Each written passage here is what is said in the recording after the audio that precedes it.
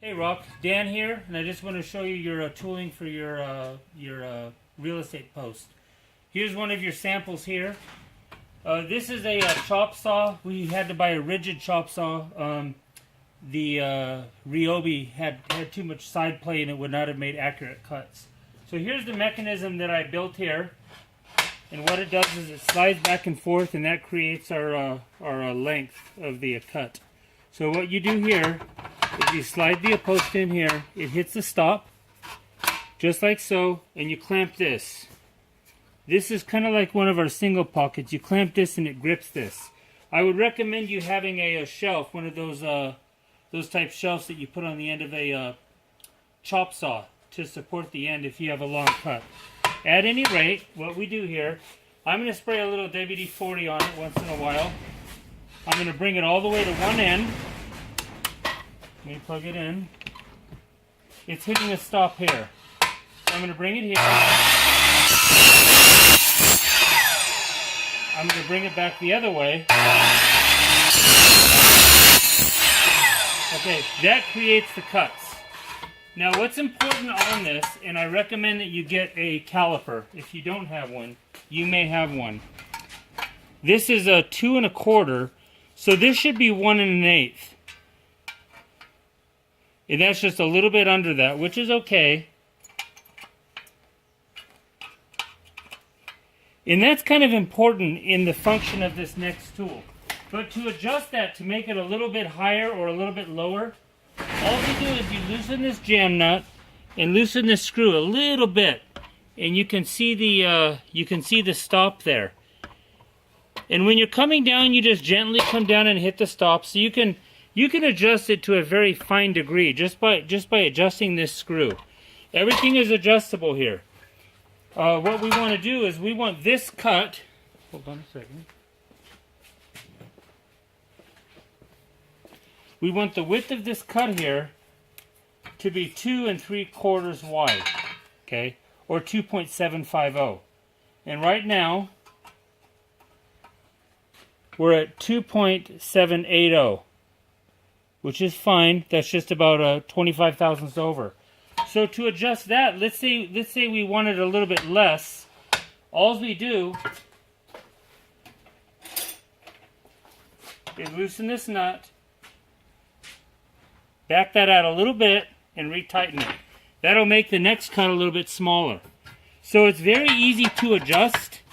You just adjust those there.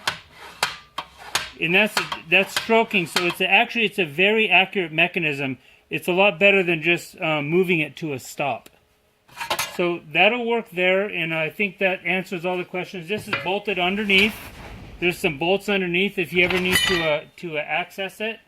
We just lock all the bolts down, and it should be very square. I'm gonna have some marks here that I'll put them with a grinder, so if you ever need to take this off, you can put it back exactly.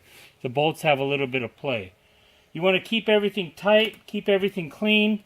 Every once in a while, when you're operating the unit, you're going to blow it off. Just make sure there's not a bunch of chips that build up at the end of those screws there. So then what we're going to do is we're going to come over to the chopper here. Now, here, come over on this side, Andrew. What you're going to do is you're going to look here. You can see how the mechanism works. These two blocks here are cams. There's like an angled cam, and it actually slides it in. This is all made out of tool steel. It's heat-treated tool steel. It's actually very accurately made, very strong. There's springs inside that retract everything. This is a 3-ton press here. I'm glad I got this. It takes every bit of the force here. So you can see how this works here. What we do is we slide this on here. It hits a stop. It hits the stop at the bottom there. So it won't go any further. And then what you do, I'm going to mount this bar so that you have it permanently attached. Bring it down. You heard a chopping sound. That chops out the width there. Now you can see, remember that we had on our chop saw, these were coming down a little bit far. So what I'm going to do, just so we're all on the same page here, I'm going to adjust it a little bit up, loosen that, adjust the screw a little bit up, and the next one will be a little bit better. So that you don't have those there, but really it doesn't matter because that'll be hidden. You see how the chop saw cuts a little bit deeper than the side cutter there. At any rate,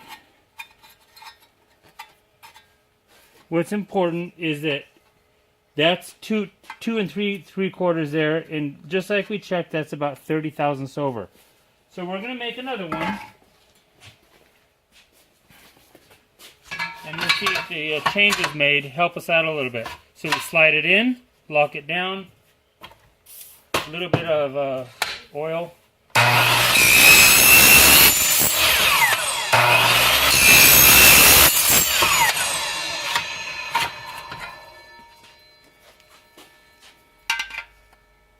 See that? That's almost perfect. That's within about 10 thousandths or so. So that's even a little bit better. And then our width here should be 2 3/4. It's just a couple thousandths under. So that's actually very close. It's very close. So now we're going to slide it on the side trimmer here. And I'm going to put a little oil on this too.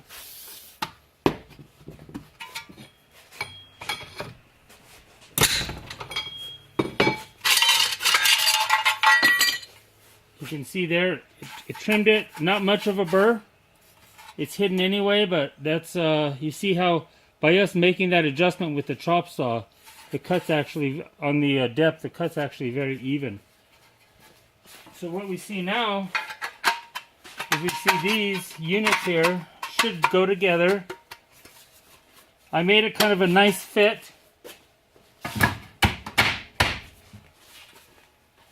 Now, the tightness of this fit really depends on that chop saw. In my opinion, the most important adjustment here is the width of that 2 inches 750. Because you can see how nicely this grips here. And you could totally adjust that just by adjusting this stroke. So I strongly recommend that you have a caliper. Once you adjust it, it should repeat very closely. So what we're going to do is we're going to take a, I think I have a square over here. Don't come over here.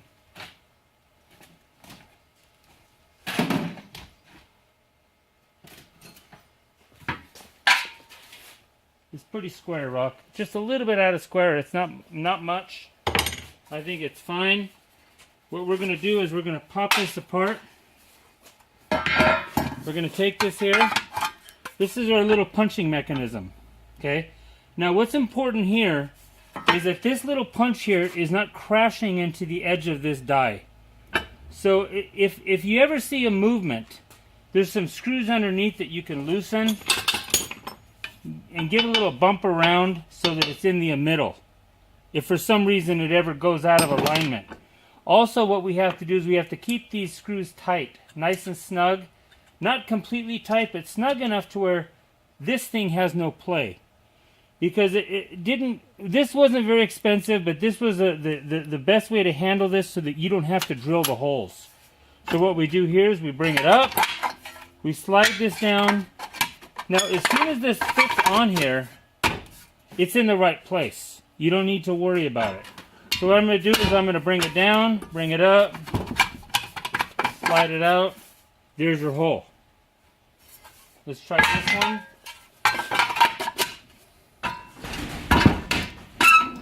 Of course, you're going to want to mount these units down. I've got that one temporarily mounted down. If you don't do that, obviously the thing will fall right on the floor. But this one here, you want to mount this down too. Makes a nice clean cut. The burr's to the inside, so it won't matter at all. So when you put these things together,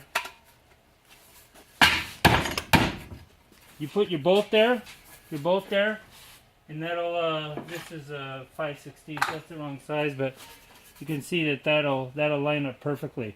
This is actually very strong. Even without a bolt, you can have things adjusted very nicely to where this thing makes a proper square. If you ever have a situation where this is out of square a little bit, and you say, well, I want to adjust the squareness here. Really, the thing that adjusts that is the squareness of this unit here. So I'm gonna have some nice marks here. So if you ever want to move it out of square a little bit to make an adjustment, all you do is loosen the bolts a little bit. They're 1/2-inch bolts, I believe, and just tap one side over a little bit to bring it into a square. I don't think you can adjust this. That's more or less how it comes there. So that's kind of the operation there. Let me show you one more. Actually, I thought that was a little bit tight, so I'm gonna adjust it a little bit. Okay. So I'm gonna try another one here.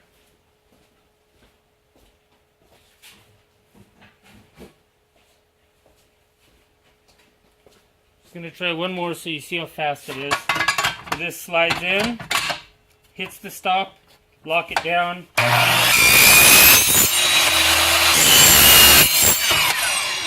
Slide it over. You want to get the chips out.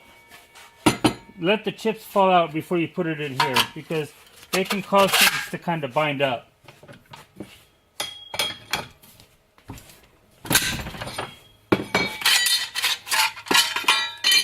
You can see there, made a nice cut. Nice cut. All that burr is to the inside of the part. So let's see how it measures. 765. That's like 10 to 15 thousandths bigger than the part itself. So that's actually very close. So we come over here, slide that on there, come over here, there's your hole. And it's going to fit, I believe, where's my, here's a sample spot. It's going to fit perfectly over the material here, so that's fine. So that's more or less the function of it. It requires a little more force than this handle lets on. So I'm gonna put a bolt here and make this a little bit nicer for you when I put it in a box.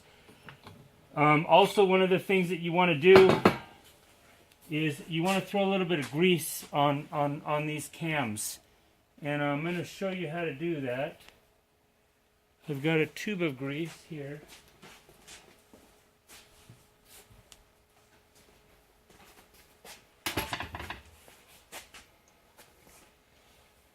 It's kind of hard to get in there. Maybe I'm going to use a use something there. Just kind of put it get it in there a little bit, back inside that cam. That's where most of the force is, right inside that cam unit. We might even use a Q-tip or something to occasionally grease it. The grease won't hurt anything. It's just going to lubricate it. It's going to make it function a little bit better. I don't know for sure that you need that. A little WD-40 occasionally may also work. Everything should be free. And go ahead and stop the video, and we'll